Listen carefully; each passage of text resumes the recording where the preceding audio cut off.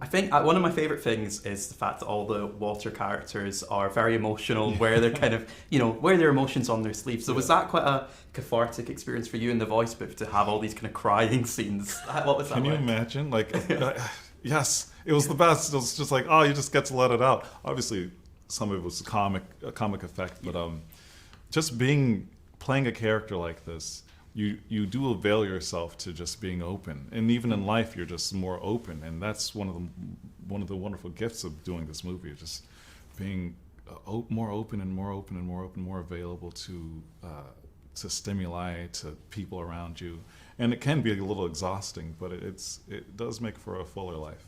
Yeah. And Leah, in terms of Ember, what were the kind of biggest challenges in the voice booth? Were there any kind of particular scenes or kind of moments that were the kind of really kind of hard to get right? It's interesting that you mentioned like how cathartic it was for him to be crying, because I also felt like it was great to step into her shoes and just kind of be myself in so many ways. But I think like some of the biggest challenges, they kind of just came with energy. Like I think stepping into these roles, like Peterson, our director, he was so incredible with being so clear about what he wanted. So that wasn't necessarily a challenge. More so realizing like, it takes a lot of energy to explode and be so frustrated. When I'm in my regular life and frustrated, I don't even think I realize how much energy I'm expending. But I would go into the booth in yoga clothes, and I think to just bust that out of nowhere, like we really had to work on making sure that she was frustrated and explosive, but not like terrifyingly angry. Yeah. Because that's also something where even Peter was like, oh, whoa, that was a bit scary. And then making sure that with longevity, like I don't blow my voice out. Because I really, really wanted to get some of her cries of anguish or explosions of anger really accurately. But to do that, like I definitely had to go to a place that, when you're yelling in real life, like you don't think about your vocal cords. But when you have a 4-hour session to complete, you're like, okay, wait.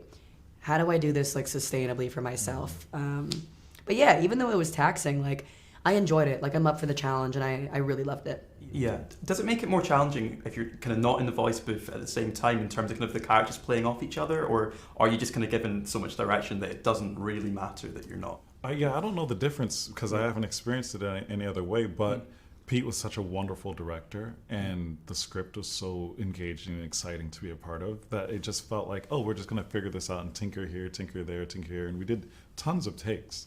So they just had a lot of material to play with and work together. I mean, I've had one situation, and I can imagine that I could draw parallels with this too. Like, it was a voiceover project that I did after I had signed on to Pixar, and I had never worked with the other actor in the room. And then when we did, because our characters were meeting for the first time, but I had already had chemistry with him, we were a bit too chummy.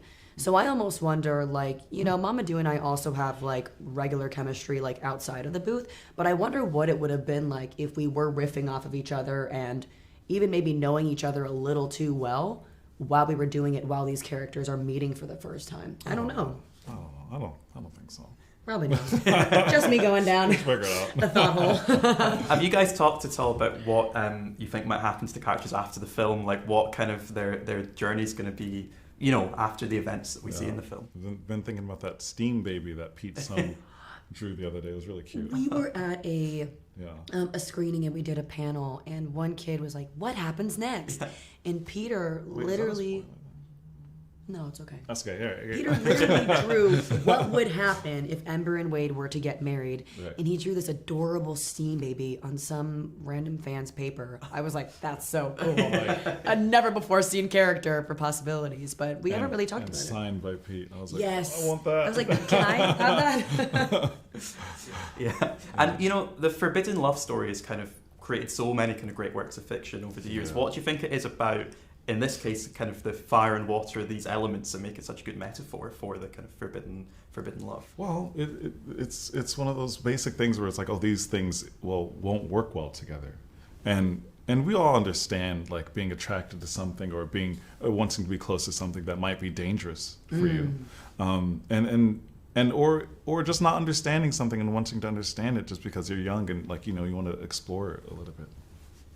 I mean, definitely. When you see them in the film, the stakes are pretty high, which a lot of them can be in a lot of romantic films. I mean, quite literally, they talk about if they were to ever come close together, they could snuff each other out.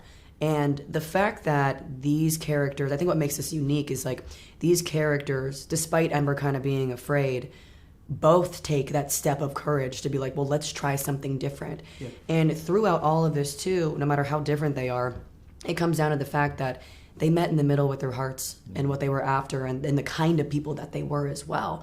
And they learned from each other. And I think like in real life, you know, as weird or uncomfortable as different can be, once you just take a second and realize we're genuinely or generally kind of all after the same thing, like love, acceptance, and expression, you realize, wow, we're not so different after all, but our differences are what make us unique. And I can celebrate that, you know, rather than be afraid of it.